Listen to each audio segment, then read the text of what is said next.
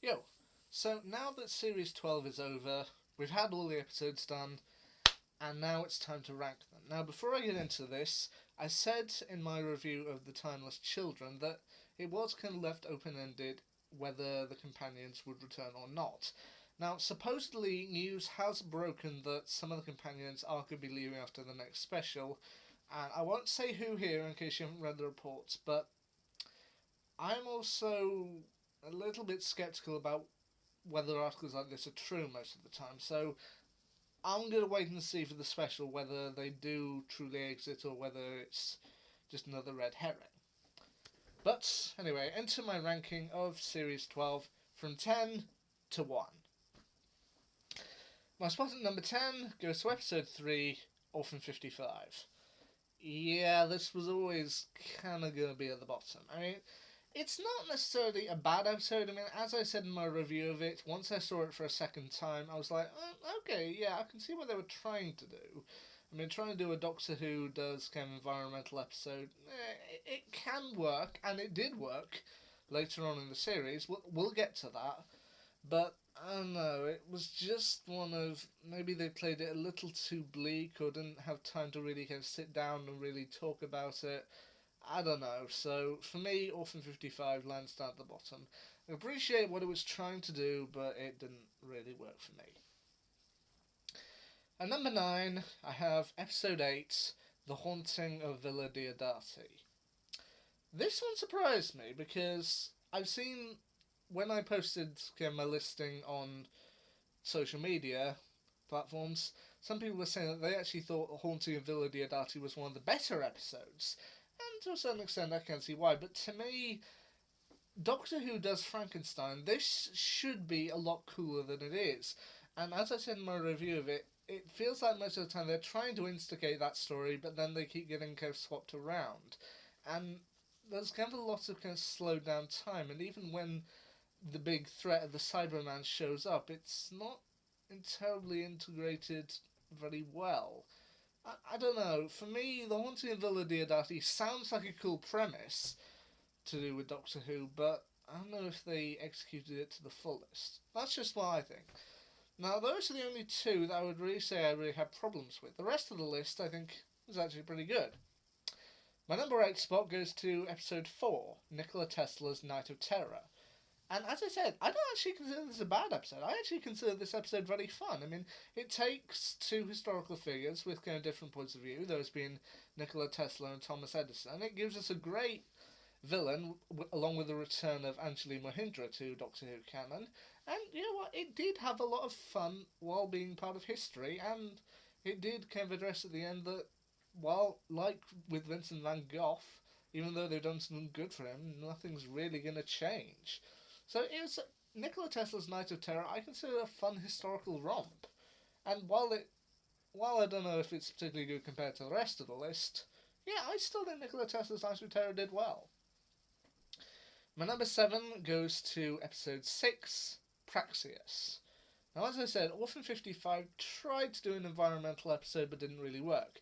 Praxeus managed it. It managed to bring up a problem that we are having currently on planet Earth, and while they do point it out as a legitimate problem we do have, it didn't kind of overtake everything and it wasn't ultimately dour.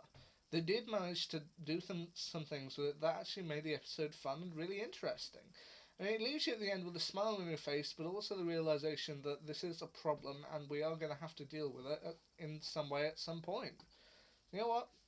Praxeus makes my number 7, and I think it's pretty good. My number 6 spot goes to episode 10, The Timeless Children. This kind of plays into what you can see with a lot of Doctor Who fans, that usually with two-part stories, the first part is usually better than the second. Sometimes they can do some really good setup, and then things don't quite play through. But there's more of that coming up on the list.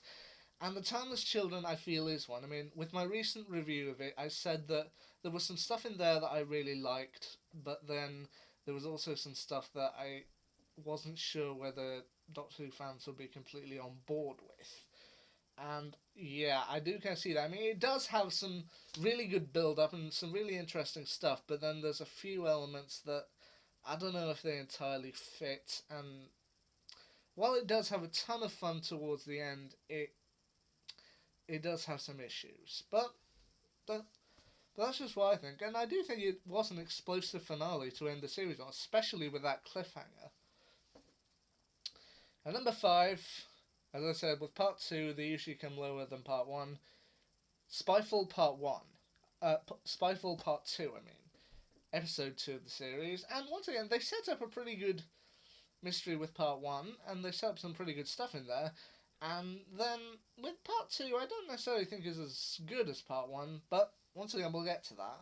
And I do think it had some legitimately cool stuff in there. It also, as I mentioned at the time, did lead you to go and look up 2 historical figures that you may not be entirely familiar with, those being Ada Lovelace and Noor Inayat Khan. So, yeah. Spyfall Part 2, that makes my number 5 spot. At number 4 is Episode 9, Ascension of the Cybermen.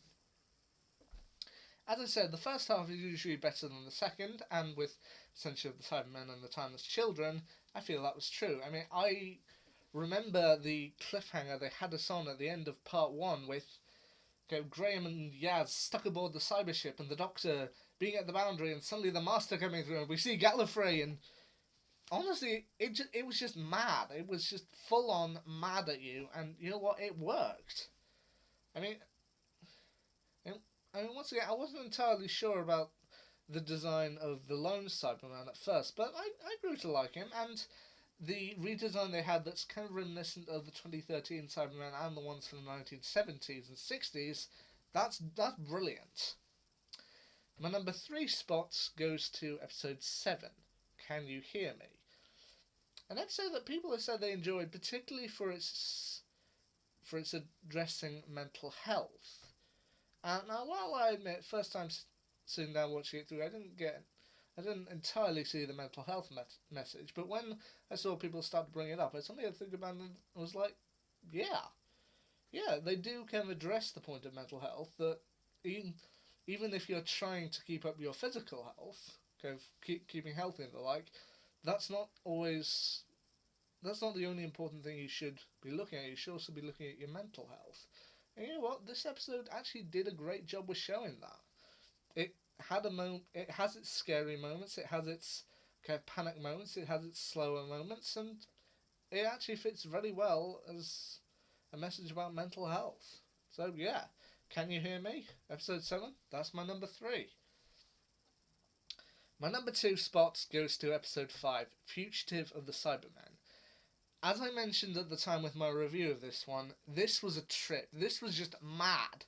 Start to finish, with the Judoon, the appearance of a new Doctor, and the return of Captain Jack Harkness at full. I think, while I don't necessarily know if this is the best episode of Series 12, this is definitely one of the maddest, and I think will probably be a lot of people's personal favourites for Series 12. I know it probably is mine as well, but as mad as it was, it's not my number 1. For my number 1 episode of Series 12, Spyfall Part 1. This, to me, was brilliant. I mean, as I said with Fugitive of the Judoon, I was surprised they managed to keep John Barrowman's return a secret, Captain Jack's return a secret all that time. But then Spyfall, I think, managed to one-up it. I mean, it's got a great cast, including the likes of Stephen Fry and Lenny Henry.